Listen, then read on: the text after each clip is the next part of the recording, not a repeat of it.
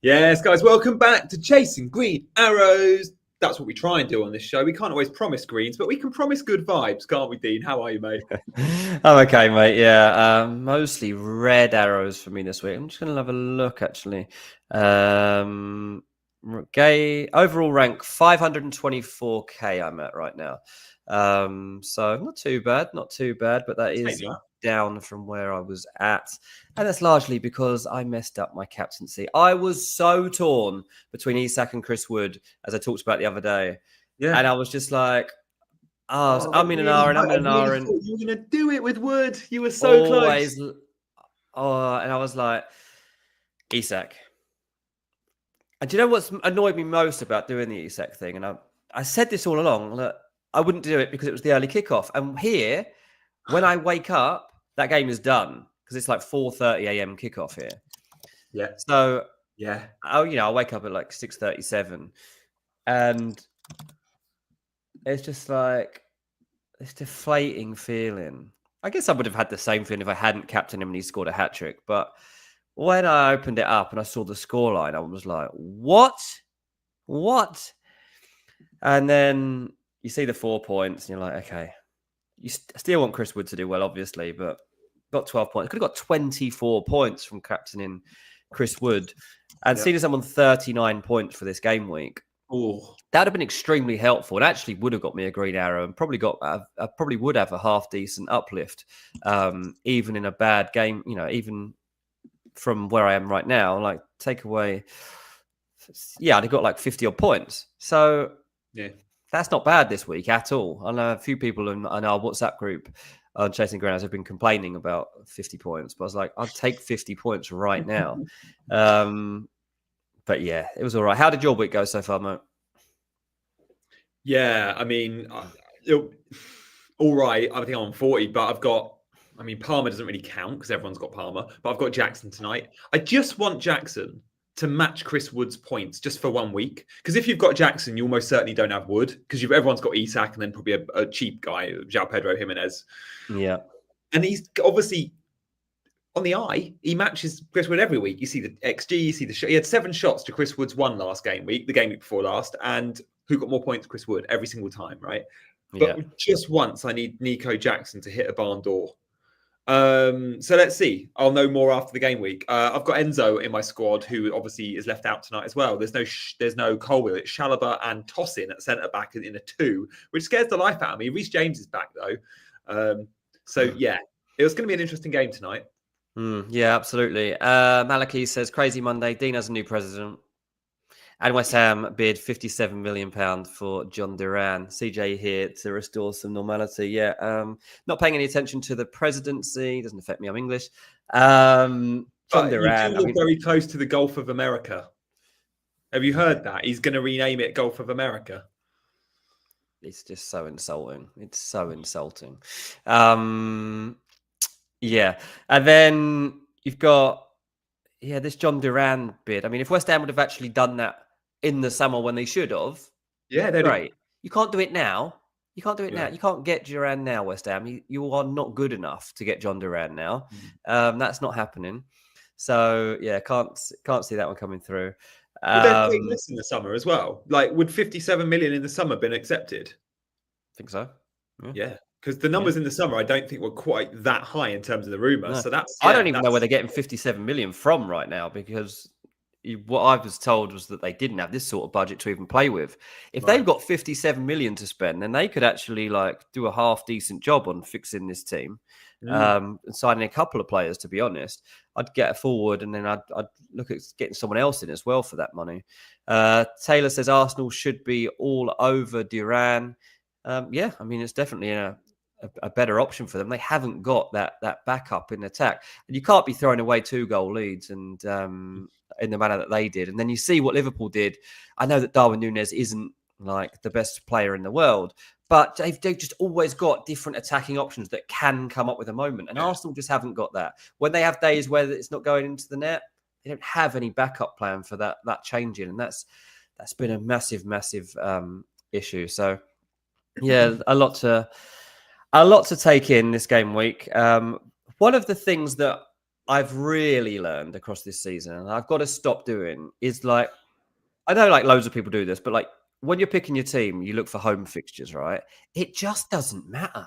It just No. doesn't matter anymore. I saw someone had added it up, and actually there's been more goals for away teams than home teams this season. Seriously, I was going to say, do you know the numbers on that, or is that just from sort It's of like, I think gauging this what actually? weekend, away teams are now beating home teams if you add up all the goals, which is That's mad. crazy. Because When you I look go back home all the time with captaincy. I always look at home advantage. Bournemouth, Common Liverpool, misconception. Fulham, Crystal Palace, Brighton, Man City. 6 of the games that we've seen so far this game week, all away wins, and some of those pretty crazy ones as well. So, yeah, just got to try and get this out of this psyche. Like, it doesn't matter anymore. Like, a player's a player. The games are so even. There's no way of knowing which games most of them are going to go, which way they're going to go now. So there's a lot to take in there. Tricky one for me, because this week I'm looking at my Arsenal defence, both got an away game at Wolves. And I'm obviously in my mind starting to I want to get over to Liverpool players now. I've only got Mo Salah. I'm like, should I get Timber or Gabriel out now and start getting a Liverpool defender in? Which I might do. I'm not saying I won't, because they've especially got a home fixture against Ipswich. But there's no reason why Arsenal won't go to Wolves and keep a clean sheet. No, it's just so hard to trust. But yeah, that's where we're at right now, and this game to come, I guess, can really do a lot for your game week, mate. Yeah, like Jackson has been sold by anyone that has owned Jackson for the festive run has pretty much ditched him by now and gone to a Chris Wood in recent weeks. Probably blind faith as a Chelsea fan has made me keep him. Maybe, I don't know. Maybe just because I watched the games and a lot of Jackson owners probably just watched the highlights. If you watch the 90 minutes of Jackson, he's a hard sell because he does do everything that you like in FPL, other than the most important thing, of course, we all know, like, it's hitting the back of the net, that old cliche. But in terms of like, is he accumulating good bonus? Yes. Is he often getting 80 plus minutes? Yes. Is he getting shots? Absolutely. Is he getting XG? Boy, yes. So you see all that. Is he involved in a lot of, like, are they looking for him? Right. The wide men and Palmer, first thought is always in behind for Jackson. Yeah. Dependent. So he's doing everything right. Obviously, you need him to finish. And if he blanks tonight and has another poor night in front of goal, it's a very hard hold. I'll almost certainly be selling him. But I always wanted to keep him for that Wolves fixture. Yeah. And then it's Cody Gakpo time. Like, easy switch to Gakpo for me. That's where I think I'm going to be going with Nico Jackson, because we're all going to need 3 Liverpool for the double game week. Now, do we jump on 3 Liverpool for the double game week in 24? Yeah. But even better, jump on them for Ipswich at home in 23. If you're going to go triple Liverpool, try and get there for 23, because we just saw Ipswich against City at home. When they now get to Anfield, could be another big scoreline there for Liverpool. Yeah, Joseph says, after Dean recently questioned how good Liverpool really are, what is your opinion on Saturday's match of the day? Panel all agreeing at present they are the best team in the world. Like, I hate that. Absolutely. That doesn't mean a lot to me. What that tells me is that there's no other reliable teams at the moment in Europe. And that's all it comes down to. And they don't watch European football anyway. So best team in the Premier League or best goal scorer in the best in league by English pundits is always best in world. One. There's other leagues out there. It really irks me.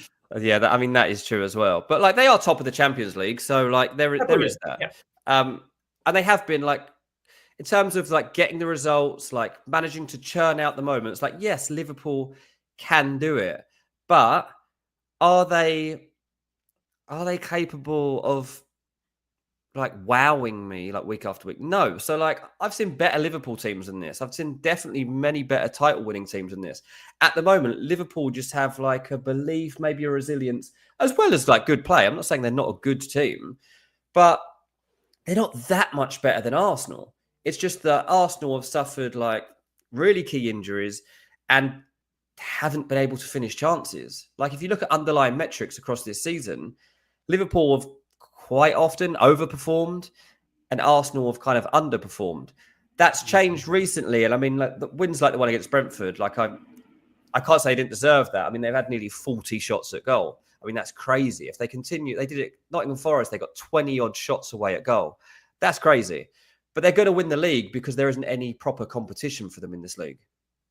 Yeah, I really rate Liverpool. It just bugs me that so often do we hear the line of a team or a player doing well, and when they're best in class in the Premier League, they're automatically deemed best in Europe or best in the world without any consideration. Like, are you telling me if Liverpool play Real Madrid in the Champions League final tomorrow, I'd back Real Madrid to win that. I'd probably back a few teams in a final against Liverpool tomorrow. But even if we don't, when we're talking about best goal scorers or best goalkeepers, always get to me. The best goalkeepers in the world, according to any Match Today pundit, is Ederson and Alisson. Firstly, Ederson's been struggling to get in the City team, and he's nowhere near top 3 goalkeepers in the world. But because they've always been best in league, they're the best 2 in the world. Absolutely behave and try watching La Liga and try watching Serie A, and then come to me with a rounded opinion. That's why there's only a handful of pundits I actually listen to. Owen Hargreaves, always worth a listen, because I know he's got a good educated view on European football. If you're going to listen to Champions League content, you want someone that watches non-Premier League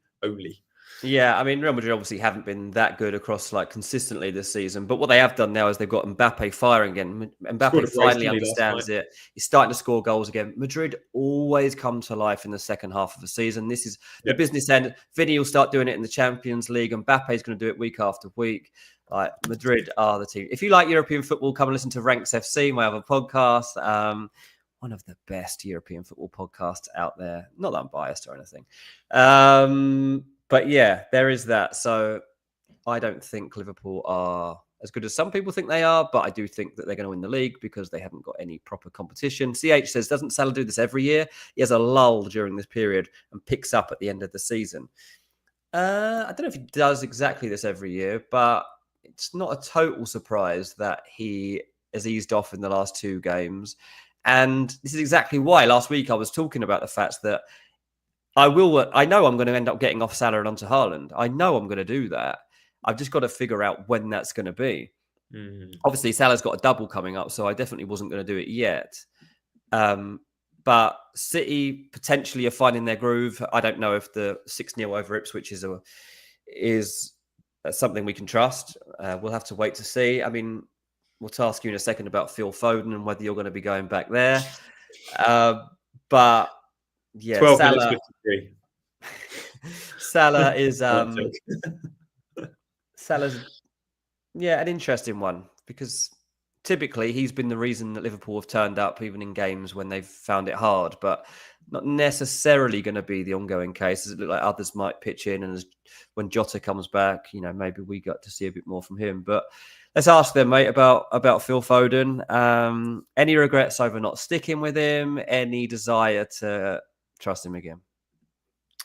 Yeah, definitely massive regret by not sticking with him. I don't look at the decision though and think time and again I would go against it. Like Big Man said on Friday, trust the decision and the outcome. You can't always call, and that was a rough outcome. I look back, and loads of people have been first to sort of point the finger and laugh at it on Twitter, especially. God, that is a toxic place. And the whole thing has been how would you sell ahead of Brentford and Ipswich? Which is a fair point.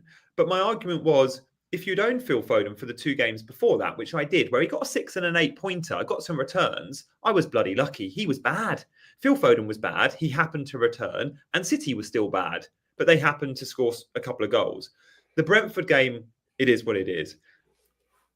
But Foden and City still didn't look great. Yeah, they may have turned a corner now and it was Ipswich, but they haven't been playing brilliant. And I was given an opportunity of Bruno versus Southampton at home, a Bruno that had just done so well. So was it an error? Absolutely whopping error. My worst decision probably in FPL, to make that ever. It's a huge amount of points. It's a 15 and a 19.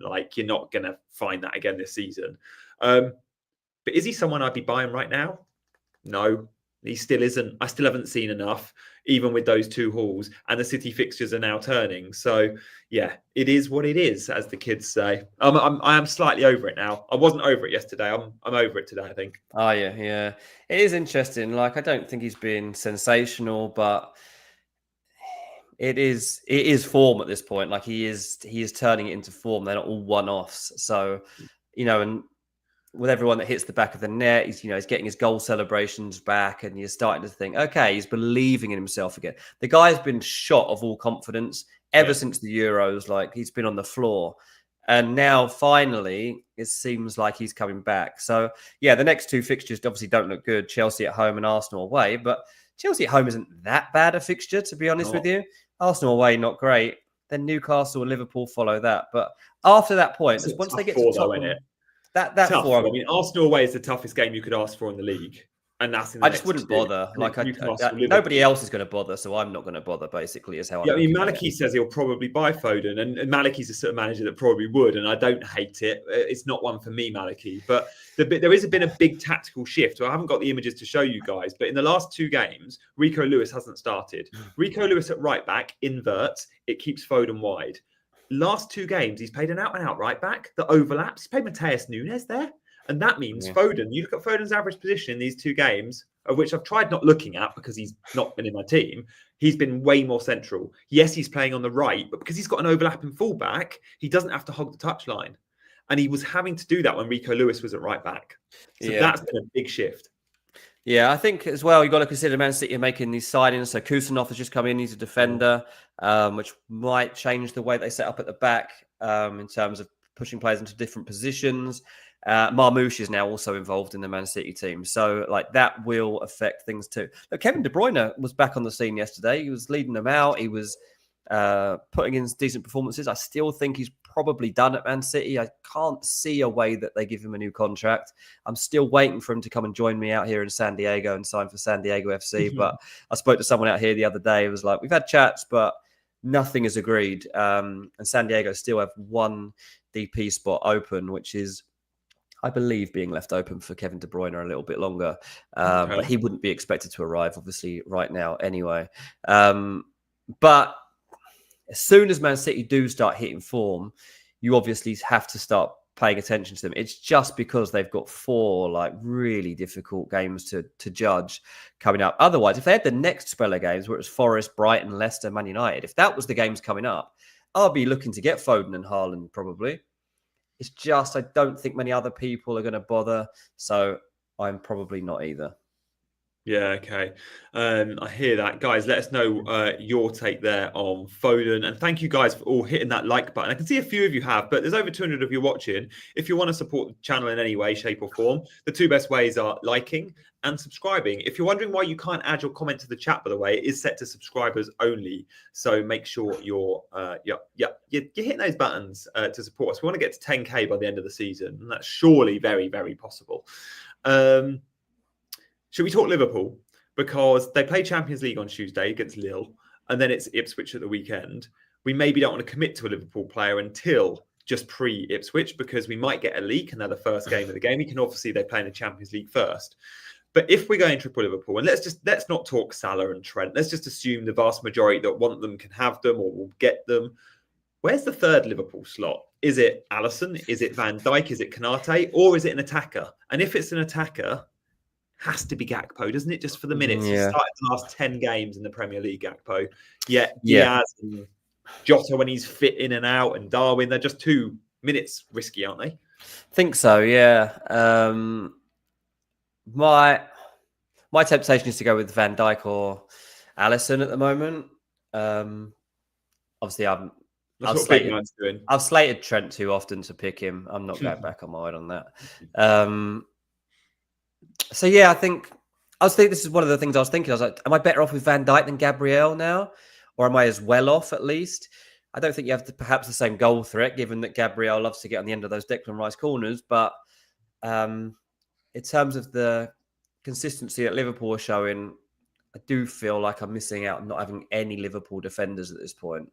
Wazza says Jota now injured for several weeks, apparently. That's obviously a setback. I thought Jota would be the guy I'd be looking to get in at this point. It's definitely not the case. And I don't really like picking Gakpo in this game. I just don't like get a thrill out of having Gakpo in my lineup. I never really believe in it. So I don't think I'll do that. So I've got Salah. He's my only one at the moment. And I think for this week, I've currently got 3 free transfers. And I imagine I'll use one of them this week to bring in a Liverpool asset. Yeah, there's a fair few out there that have said, Gakpo's got a fairly low ceiling, which, to be fair, this season he's had, I think, 3 9-pointers and a 12-pointer. He hasn't had the explosivity of some of the forwards in the game. But until last week, Phil Foden hadn't hit a double-digit haul, and he's just had a 15 and a 19. Very easily with the right fixtures, a player of Gakpo's quality, and we have seen some braces in a Liverpool shirt against teams like Ipswich, against teams like Wolves, who he comes up against, I think, in 25 after the double. Yes, Bournemouth and Everton is tough, both away games in the double, but you'll get more than 90 minutes. You'll probably get 140. I'm okay punting there, partly because he's a forward and he's cheap, and I have a forward that I'm willing to sell in Jackson. Now, I could change my mind if Jackson goes and scores a hat-trick tonight, but it's an easy-ish route to him. There were others that were lining up. Jota, with today's announcement that he's injured, his reoccurrence of an injury, can't go near Jota, it's just way too risky. And between both double game week fixtures, there's 11 days. Liverpool play one fixture and then 11 days later play another, with 2 domestic cup games in between those fixtures. So a player like Jota, you can't touch. Darwin, we know he could see a rogue start, but he'll get an early sub and he won't start the other. Diaz is maybe worth consideration, especially if Jota's injured. Do you like Diaz? Because when he's on form, he's on form. But again, you get a ton of early subs, more so than Gakpo. You get like 60-minute subs with Diaz. I don't think I'd pick him. No, I just don't think I would trust it. It'd be interesting to see what their team is in the week, as to what we can really start to judge for what team they're going to put out for the league game. Like Darwin Núñez, on the back of those goals, does he keep his place for the Champions League or does he start in the Premier League? Because Darwin starting against Ipswich, it's not bad. And especially because Jota's going to miss that game. It's got to be Luis Diaz number 9 or it's Darwin. Yeah. So I'll be interested to study kind of the quotes around those 2 games coming up and what Liverpool actually decide to do there. Because Darwin Núñez actually, I can't believe I would consider doing it, but isn't actually a bad pick for that game. Hey, if we got a leak to say Darwin was starting and they are the first game of the game week, I think it's still 3 o'clock. Would you be tempted if it was like Darwin starting versus Ipswich? Yeah, definitely. Look, I don't think that Ipswich are going to capitulate every week now just because they've been done by Man City for 6. I don't think that this team is bad enough to do that. I think that they've shown too much in the early stages of the season and that we should probably respect them. But this is one of the toughest games they could have had on the back of that sort of result. So I do expect Liverpool to win the game, just not like 6-0. Mark says Diaz is the 9 doesn't work. Yeah, it's true. Do you think it is true, Dean? Because I think I agree. I don't think it does work. But there was a phase a couple of weeks back where Diaz was playing really well as the 9. We were all going, we can do that role. But is it recency bias, the fact that he's had a couple of bad games? It could be, yeah. I mean, I just don't really like that. I don't feel that Liverpool need to play in that way. I think that they've got... They could have more of a natural focal point to the team rather than play in that system. And he does left loads as well. At times you watch Diaz and Gakpo and they're both playing sort of on the left-hand side and there's no number 9. Yeah, exactly. But yeah, I think that there's a lot to consider there in terms of options. And this is the week to start getting your assets set for Liverpool. It's obviously... What's the other game? Ipswich and then Bournemouth and Everton away with the double in 24. So this is the week when I'm looking to bring in my first one, and then I'll look to go again for the Bournemouth and Everton. And again, Darwin Núñez over 3 games against Ipswich, Bournemouth and Everton. I think he gets enough game time across those 3 games to actually be not a bad pick, If Jota's injured, he definitely gets enough game time. If Jota's fit, though... But he won't be, will he? Don't know. It doesn't sound like he will be. We'll see this week. It's weeks, not months. But yeah, he's definitely not playing against Ipswich. But for the double... That's it. It's 1st of February, though. That double header starts in game week is 1st of Feb. So, we're not that far away from that. I cannot see Jota being ready for those games. Yeah, it's a fair point. Yeah. It's going to be really interesting with Liverpool. Let's talk a little bit about Everton then, also in the double, because they have just scored 3. They're not going to play against Spurs every week. And I genuinely think they couldn't have played against a better centre back, up against a better back line than Spurs. Like, of course, it was great, but boy, was that a walk in the park for Calvert-Lewin and co. Like, he ain't going to play against an Archie Gray centre back every week. So we have to manage our expectations, because in the double they do play Leicester, but I genuinely think Leicester's back line is probably as good as, if not better than, Spurs is at the minute. And then obviously it's Liverpool in the double. So do you commit to, say, a Dominic Calvert-Lewin for a short-term punt for Leicester and Liverpool? I don't think you do, right? I'm the only Everton players I'd be interested in are someone like a Mikalenko, who can hide on your bench moving forward as a sort of fourth, fifth defender and just playing a double and then bench. But someone like Calvert-Lewin, you're in that slot, you probably want to be starting them most weeks. So for me, I don't think you use a transfer on it. No, I mean, look, he took his goal really, really well. He hasn't scored anywhere near enough goals this season, considering the amount of minutes that he's had. He's only 5.4 million, Calvert-Lewin. So like that's not necessarily off-putting. But if at 5.4 million, you can also have his strike partner, if you like, Njai, who has more points than him this season and is a better player. Like, I think if I was really wanting an Everton asset, I would go with him instead. Calvert-Lewin just hasn't looked that dangerous, considering how many games he's actually been able to put together. Really disappointing. I thought he'd have had a much better season. Look, took that goal so well, twisted him inside out. But again, like, I feel a bit sorry for Archie Gray every week having to play where he is. It's not a good start for him in the Premier League, because he's a very good player. That's not where he should be playing. Dragosen's obviously not having a good time of things.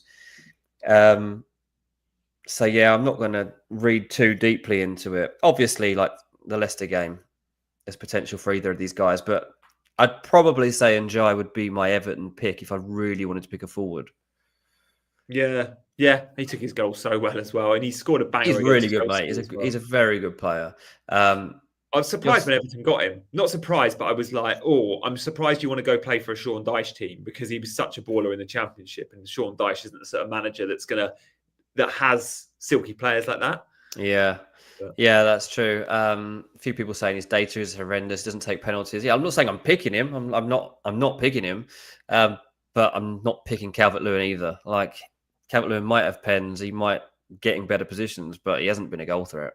I hate the pens chat. I hate that. I mean, it stabs me in the back a lot of time, because, Jimenez, for example, just went and scored 2 the other day. Has DCL had a pen this year? I don't think so. Have Everton won a penalty this year? I don't know. I was just trying to think if they've won one and he didn't take it. Game week because he has pens. I don't. How many goals he got this season? 3 or something? Like, his points returns are terrible. In fact, I had him for his highest. Obviously, game week 3, he got 12 points against Bournemouth, and I had him then, and I kept him for too long.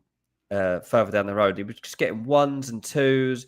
He got a 5-pointer against Wolves in game week 14, and he got a 5-pointer at the weekend against Tottenham. So, like, honestly, do we really care? He only got 5 points twice ever since he got his decent haul at the start of the season. Mikalenko gets 6 for a clean sheet. Exactly. Like, if DCL's scoring a goal and only coming away with 5 points, well, I guess he got a yellow. But to not get bonus points, like, when you're a forward, the way the BPS is set up, if you're a forward and you score goals, Chris Wood doesn't score 4-point goals. He scores 7-point goals. He's guaranteed 3 bonus when he scores, because he does well with all the other stuff. But DCL is clearly not good in the bonus. Probably, without looking into the numbers, he probably missed chances off target, minus in the BPS. He was probably offside a load, minus BPS. He probably committed fouls, minus in the BPS. So clearly, just not. Yeah. Nikolai says, Njai took one in the cup. That's the penalty that they got. There we go. Maybe DCL wasn't on the pitch. I don't know enough about that game. Yeah, and the battle with the Palace penalties, it should be added, because Palace are a team lots of people are interested in. I know Big Man's got Eze for a reason. I think Mateta got his pen, but I don't think Eze was on the pitch, was he? I think Eze had been subbed. Oh, had he? I don't know. When Mateta took the pen, so we still don't know who's on pens for Palace, which is interesting. But I know Big Man will be livid if it's not Eze, because that's literally the reason he's in his team. So we'll have to mention that some more Friday. And on Friday, we might be on Weather Watch. Did you see I shared a... I did see that. Never know. So where was that due to hit? I didn't look at it in detail, but like it was To like be this, fair, neither did I. Just thought it was like a funny. storm incoming on Friday or something. Storm is coming. It could be the highest wind speeds I think we've seen this year. I think that said the Met Office tweet that I showed you. But it's just interesting because on the Saturday games, it includes a Liverpool home fixture. And twice now, the two cancellations for weather have been, or the rumours, one cancelled, one not, was Liverpool home fixtures. And it's again Liverpool at home to Ipswich. And it's the West Coast that gets battered. So it is that coast that gets battered. Yeah, that Liverpool were just badly positioned for these storms, it seems. So, yeah, maybe that Liverpool Ipswich game ends up being in doubt in some way. So we will keep our eyes on that one for sure. I'm just seeing if there's any other There's not really any northern games actually. City, Chelsea, I guess, but yeah, that's going to be interesting to keep an eye on. this year's been 20 days. Highest wind speeds here. We're in January, says Taylor and Luke. Yeah, fair point. I don't know what I read. It might have been like in a year or it might have been this year. I don't know. But yeah. We're 20 days in. If anyone out there wants to look into the weather forecast for Friday or Saturday ahead of time, let us know. But you can guarantee if it's an angle, we'll be on it on Friday. It actually said the strongest winds of the winter so far. Oh, I'll take that. Which is significant because we've had strong winds. You guys have had strong winds. A powerful jet stream will develop above the North Atlantic. A return to wet and windy conditions in the UK by Friday with disruptive weather likely.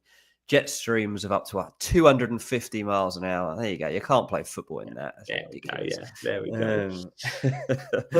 All right, listen to this. Disgusting says, "Hey guys, I am ranked 655 in the world. Do you need any advice?" Yes, mate. How did you get that high? Who have been your big players? What have you done? Thanks for watching. Do you want to come on the show? Yeah. Right. I will never forget the year we had Ali Yahangarov, who's brilliant and my favorite FPL manager, but he won FPL and it was like he was like, I don't know, guys, I'm ranked 9th, and we were like, Ali from the chat is ranked 9th, and it was like, and then he came on, didn't he? It was great. It was our big success story. Yeah.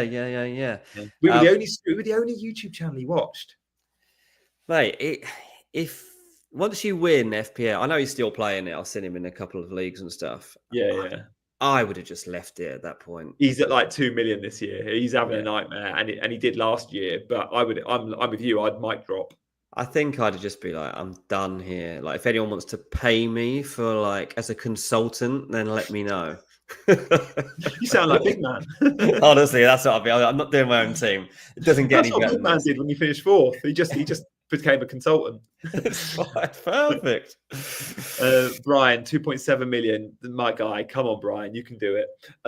I guess we should have a look at our teams, and we should also talk a little bit about some footballing matters with regards to transfers. So if you want to know about some January transfers, we're still a little while to go, and the window's still open. Stay tuned. But first, let's just recap on our points so far this game week. We'll rattle through this because we want to get back to football chat and you guys as well. My team looks bad. Enzo's going to come out. The first time I have 1 point on my bench, first sub. I've had so many bench points. I need bench jam because Enzo's not in the squad tonight, and I've got 1 point. Rogers coming on. Brilliant.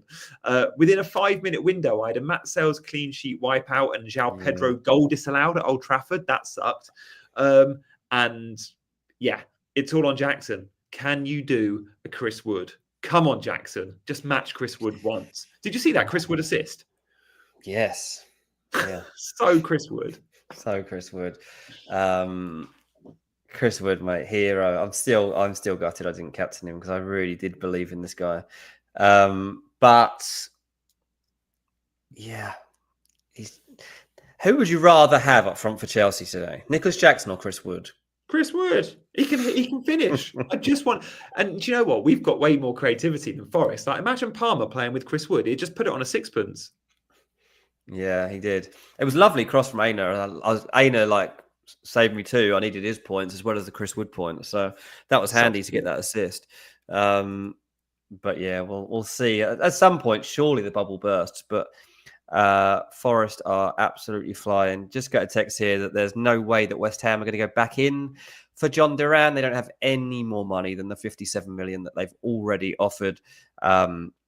So they will now have to look into backup deals. They do this every single window. They make an unrealistic bid for somebody who's For a number really 9. good, and then they end up signing someone who just isn't that good or is massively injury prone. So all the fans will now be like, right, we know you've got £57 million. Yeah. Where are we spending it? And they'll be like, oh, we're going to try and get Jonathan David on a free agent deal. And it's like, look, if you can get Jonathan David, then fine. But like, we've got £57 million to spend here. And now the other club that they're shopping at also goes, well, you spent 57 for Duran, so we don't want your 40 million bid for whoever. We'll want 45 because we know you're flush. I don't know. I mean, I swear every window West Ham have been linked with forwards for like the last decade. Like they haven't. Mate, it's crazy. I can't think of the last success story at number 9 for West Ham. Let us know in the chat. Who was the last success story at number 9? It's like when they started looking at Rodrigo Muniz like 2 weeks ago.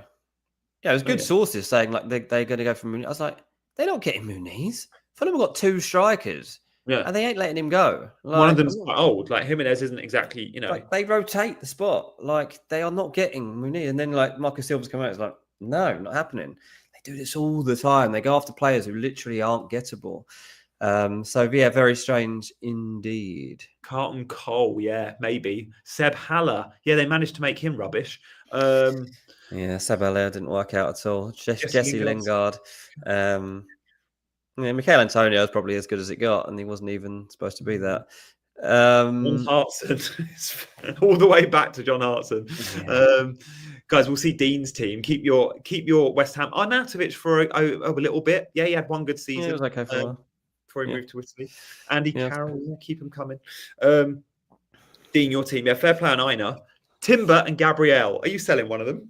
Oh, God. That was annoying as well. Like, I was watching that Arsenal game. I was like, when they go 2-0 up, you're like, okay, cool. That's it. This game's done. And I was like, but there's over half hour left. This is a long time for Villa to not score. I haven't really felt too much threat. Ollie Watkins does look quite good, but there's not too much threat. Tielemans scores, of all people. Tielemans. He was really attacking. He played like a number 10. I've never seen him so high up. God. I was so annoyed when they conceded.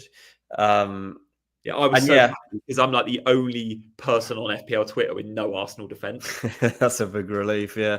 So I don't want 2 Arsenal defenders at the moment, I don't think. So I am likely to change up one of those Arsenal defenders for a Liverpool one. Let me see how much I've got in the bank. I'm not even entirely sure. Yeah, Timber to Canate could be on, or if you got money up to Van Dijk. Like I've only got 0.3 in the bank, so it's not ideal. Canate's what, 5.2 or something? He's cheap. Yeah, he is. Sorry, let's see affordable Liverpool players I can get. I could get Robertson, I could get Kinarte, I could get Bradley, I could get Tsimikas. So yeah, likely that I'll get rid of Timber for someone there. Dean, what's your rank? 520 or something? 520k. Half mine. That's what it is. Yeah. Isak captaincy thoughts. I don't know what I'll do for captaincy this week. I mean, obviously that's going to be a dilemma again. Isak has got Southampton away, which very nice fixture. But Salah has Ipswich at home, and that's where all the sensible people are just going to be banking. But home advantage. Home advantage doesn't count anymore. Chris Wood's got Bournemouth away. Not a bad fixture for him. I think Bournemouth win that. I fancy Bournemouth against Forest. I might put a bit of money. Mate, if the assistant managership was available, then that's a bonus win because it's 5 places above you in the table. Right. Oh no, is it? Maybe not because Bournemouth beat Newcastle. So that's probably not 5 places between them now. Yeah, that's weird how that works. Yeah, so that's something I've got to figure out in terms of the Liverpool defence. I also got to decide actually what actual team I end up putting out. I've got actually a lot of options this week, and I don't really even need to make that transfer because, to be honest, what I could do for this game week if I wanted is just like take Timber out of the team and play Kirkes, Luca Dean. Both got decent fixtures, Nottingham Forest and West Ham. Yeah. So I'm not too concerned about it. I just feel like I want to start getting ready for Liverpool's double. And seeing as they got Ipswich at home, it just seems like a silly one to miss out on because unless Delap scores, I can't see anything happening. So, yeah, that's a bit of a dilemma. João Pedro, Unfortunate not to score. Got Everton at home in the next game. Not going to be swayed on him. Going to stick with him for now. I actually really like my attack. I like having Isak, Pedro, and Wood. I feel like it's a good variation. Good three. So yeah, I'm pretty comfortable with that. Bruno Fernandes, obviously, Man United are playing Fulham. Don't hate this game. I'm pretty sure Fulham are going to beat Man United. I'm pretty sure. So I don't even know I want Bruno Fernandes in the team. Yeah, but he does. Man United do get penalties, unlike Everton, and they do get penalties, yeah. Them. And again, he's on every set piece. Bruno is the only, and Ahmad, I guess. I think you still start Bruno. Fulham will concede, won't they? Christ, maybe not. I don't know, mate. I honestly don't know. I mean, we are a good team, and we just haven't been. Yeah, we haven't been reliable enough at home. I mean, I have to admit that. And drawing with Ipswich, drawing with Bournemouth isn't ideal. The thing is with Man United is that we'll have opportunities to play against them in a different way that we would play against Ipswich or Bournemouth. And that's why I think Fulham will have joy in that game. But United aren't a good team. Like they were terrible in their last two fixtures. The Southampton and Brighton games, they were such poor performances. They did actually deserve to beat Southampton, but that's because Southampton are rubbish. Like United was so poor that day, but they did create enough chances that they actually did deserve to win that game in the end. But Amorim knew afterwards that that was flattering in the end, and he wouldn't even talk about Diallo's hat trick because he knew it was a bit of an embarrassing one. So yeah, we'll look to see on that. British 87 says Fulham are better away. Odd, yeah, but that's only because of the fixtures that you're seeing. Recently, Fulham, when they've played against Southampton at home, Bournemouth at home, Ipswich home, these teams are putting low blocks up. They're making it hard for Fulham to have any space to play into. Whereas when Fulham go away from home, we begin a bit more space and we can make the most of those moments. Man United aren't going to come to Craven Cottage and put a low block up. They probably should, but they won't. And there'll be space for Fulham to exploit in that game. That's why, if I was to analyse it deeply, that's the areas I'd be looking to expose from Man United. And Agate and Mainu, they keep getting subbed. They are a good partnership, but they can't be out there every week. I don't know what's going on legs-wise, how tired they are, what their feelings are in the squad at the moment. Bruno Fernandes is extremely annoyed with everybody. He can't figure out what is going on. I just feel like Man United just aren't in a good space to go and win that game. So, yeah, like you say, I'll probably have to keep him in just because of the penalty factor. But it's definitely a temptation to just take him out totally and go with a 5-man defence for this game. Yeah, he's going to be starting Kirkes with that wonderful left foot. All right, let's go away from Dean's team. We'll see more on Dean's team on Friday. Stay tuned for that. We'll do Friday Weather Watch with me, Big Man, and Dean. Let's talk transfers to end the show because the transfer window has still got a little bit of time. There might be some. Is there going to be big moves in the Premier League, Dean? Are we going to see like a big name, a Sesko or an Osimhen? Like, are these moves, like any of them got legs? Big ones for, say, an Arsenal or a Man United? I mean, Arsenal have really left it too late. I mean, there's still definitely possibility. They're briefing that they are looking at the market, looking for opportunities. They will only sign somebody that they know is guaranteed to improve their attack. So you are looking at someone like Sesko. They've admitted that they like him. They won't let any more details go beyond that. From what I understand, they've made some inquiries to see how gettable Sesko is midway through a season. I don't think the player's totally ready to leave, but I think the fact that Leipzig are having a pretty poor season means that he's more attainable than otherwise might have been. On Ranks FC this morning, I've just been talking to Jack, who watches a lot of Sesko. He doesn't think Sesko is even a good fit for Arsenal. He's like, I just don't think. He's like, this is a player that loves to just smash it as hard as he can. He the kind of positions he picks up don't really seem that well suited. I mean, Arsenal's recruiters clearly don't agree with that. This is their top target. But getting him in this window, I don't know they can do it. And I don't think they probably go and sign somebody that they don't think, like Evan Ferguson keeps getting thrown out. Arsenal just aren't convinced that Evan Ferguson solves anything. Like, they don't know that he's definitely over his injury. He's not playing enough games. He's never played at the very top level in terms of being involved in pushing for a title or anything like that.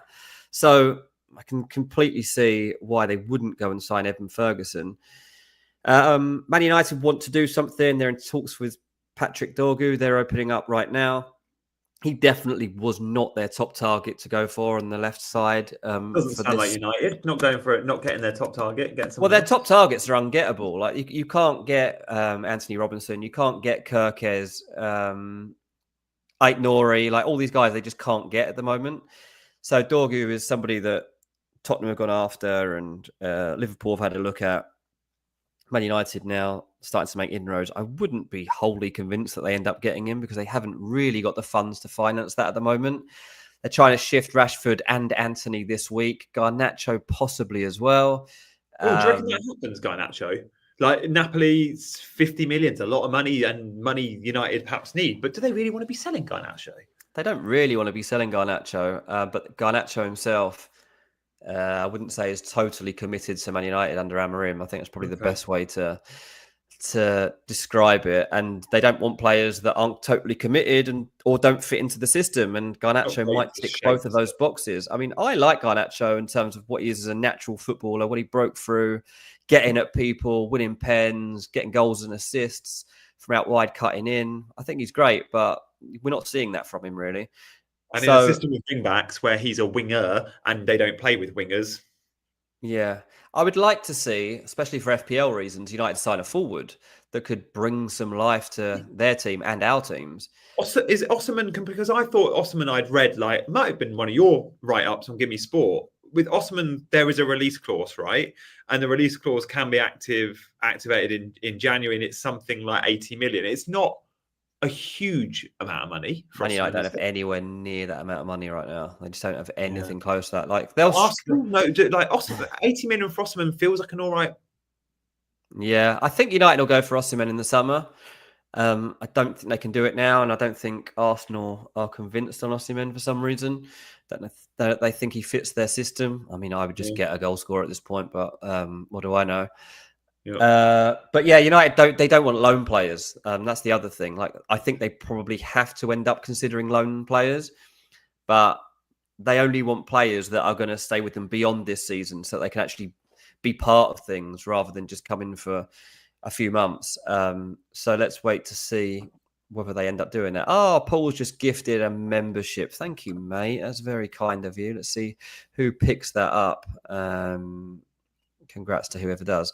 So yeah, they have to look out for. Tottenham have to get desperate this week. They've got to do something. If they're sticking with the manager, then they've got to get him a player or two to actually like improve this side. And just been saying for weeks that Solanke needed somebody else to help him out. Obviously missed out on Kolo Muani. Nobody else lined up. Son is just like shadow of himself. Absolute miss against Everton first half. Mate. He never misses those. He doesn't miss those. And that's so strange that he missed that. He always finds the bottom corner with that, and he just rolls it straight at Pickford pretty much. Like, it was so soft. He is the best finisher I think the Premier League's ever seen in terms of consistently overperforming his XG. When you look at just that data, no one comes close to Son Heung-min in Premier League history. Like, for about 7-8 years, he's massively overperformed his XG more than any other attacking player. He's that good at finishing. Yeah, absolutely. I mean, I think Son will be sold in the summer. I think this will end up being his last season at Tottenham. Taylor says the video of Spurs fans booing Ange and Son was pretty brutal. I haven't actually seen that. I've not seen that. I saw the press conference with Ange. Did you see that? Yeah. Not the press conference, the interview with the BBC journo. Yeah. I mean, I'm not sure. Like, he said, "Oh, is it a familiar outcome?" And he was like, he bit his head off, and I was like, "Well, it is familiar. They've lost 5 of the last 6." I don't know what Postecoglou wants people to do. Like, he wants so much sympathy at the moment. I give him loads. I like every time in Ranks FC we talk about Tottenham, I'm giving him loads of credit because I'm like, look, he's got barely any players. Anyone would be stuck in this situation, but he does keep making the same tactical mistakes. And like, the players that he has on the pitch, like, they're not that bad. Like, the players have got to stand up and accept some blame at some point too. Like, the team he put out wasn't that bad at Everton that they should be getting rocked, but they should be 3-0 down at half time. Like, that is just not Yeah. okay. Hey, But look at Bournemouth, how many injuries they've got. If you looked at the Bournemouth bench and looked at the Spurs bench from the weekend, Spurs had a much stronger squad. And Bournemouth went to St James's Park and won 4-1. Like, sometimes you just got to coach players. yeah, exactly. And And that's Iraola does that really well. Why can't Postecoglou do it? yeah, that's something that will come out in the wash as to where Spurs turn next too. Field FPL has picked up Paul's membership. Thank you very much for doing that, Paul. That was a lovely touch on a Monday evening as we prepare to watch Chelsea lose to to watch Chelsea against Wolves, where G picks up all his weeks and his points and makes a big leap up the ranks. What do you reckon the furthest you could jump tonight, mate? Like, what's your best outcome tonight if things went really well? I mean, probably I'd still be outside the top million because I'm at 1.3. I'm not getting 300k off Nico Jackson. He needs probably a hat trick to do that. So yeah, it's not going to be great. And Palmer points tonight actually work against me because I know. I was thinking this too. I think I just want Palmer to do nothing tonight. Yeah, he's 105% EO at my rank. So yeah, and he will be at yours, if not slightly more. So yeah, you don't want Palmer points. They work against you every time, which is the worst thing about FPL. It is. That is one of the worst things for sure. I don't like that either. But yeah, I'm very happy if Wolves go and beat Chelsea tonight. But the teams are on the pitch. Are they indeed? Right. Let's leave it there, mate. We're going to say goodbye with 2 minutes. Make yourself a cup of tea and watch the game. Exactly, guys. Thank you so much for watching. We'll be back on Wednesday with Big Man. We'll be back on Friday with Dean. Stay tuned for that. On the way out, hit the like and subscribe button. If you're watching on catch up post Chelsea, you're probably laughing at us because Nico Jackson's again finished with a 1-pointer. Let's see. Guys, thank you for the love and we'll see you next time. Bye-bye.